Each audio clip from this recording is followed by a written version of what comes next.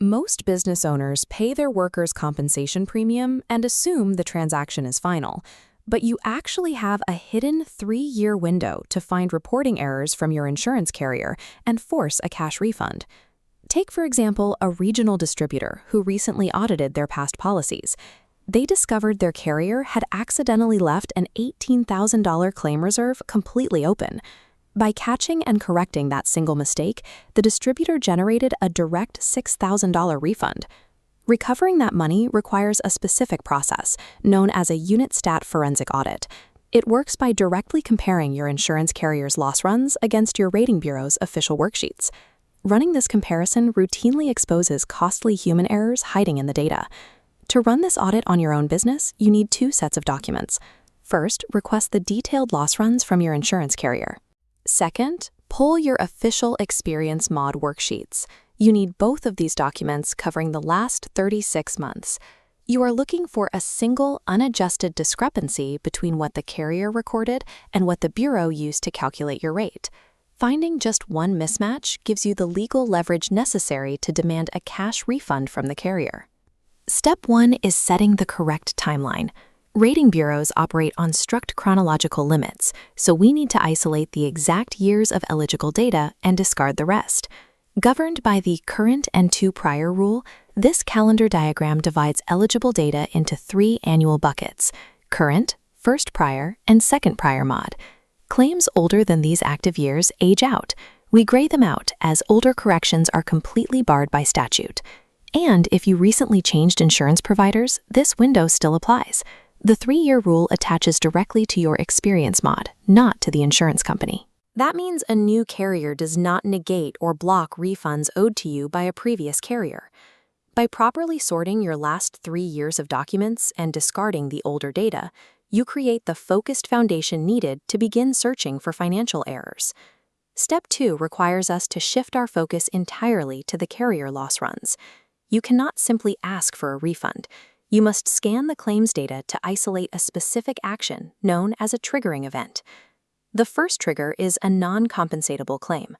This happens when an injury is reported and an initial financial reserve is set, but a court or medical board later rules that the injury did not actually occur at work. The second trigger is subrogation success.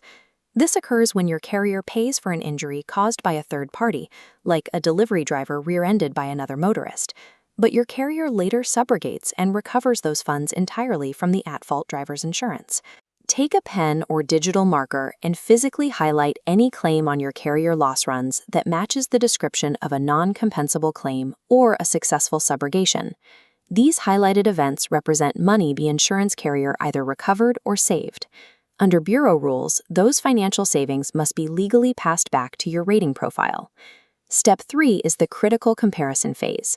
Identifying a triggering event on your loss run is useless unless you cross-reference it against the Bureau Experience Mod worksheet for that exact same year. In this side-by-side comparison, we found a subrogation trigger on the left, recovering $40,000. Check the corresponding Bureau worksheet on the right. If it still shows the full penalty, you have found a discrepancy. The carrier recovered the money but failed to report it. This precise mismatch between the loss run and the worksheet constitutes a verified reporting error. Isolating this exact data mismatch provides the critical, undeniable evidence you need to demand a retroactive premium correction. Step 4 is the official submission process. Now that you have the documented discrepancy, you must submit the evidence directly to NCCI or your independent state rating bureau for review. This 3-step flowchart shows how the bureau responds. After the error is identified in Step 1, the bureau verifies the claim status with the carrier. They then move to Step 2, officially lowering your experience mod and issuing a revised rating. Business owners sometimes worry that pointing out an error will trigger a full retroactive audit that raises their rates. It won't. A mod revision only targets the specific data point you challenged, and the law prohibits carriers from charging additional premium retroactively on an expired mod. Step 5 is the final collection process.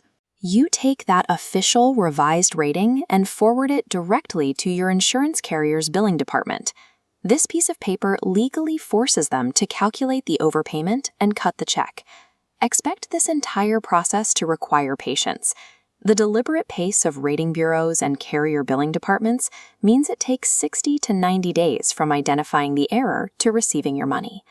Navigating this administrative workflow step by step is what guarantees a proven paperwork error actually translates into cash deposited back into your business.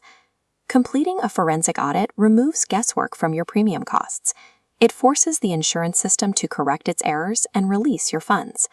By operating within the current and 2 prior rule, you successfully locate and recover overpaid premium dollars before the statute of limitations expires and those funds are lost forever. Start the process today. Request your current loss runs. Systematically scan your open reserves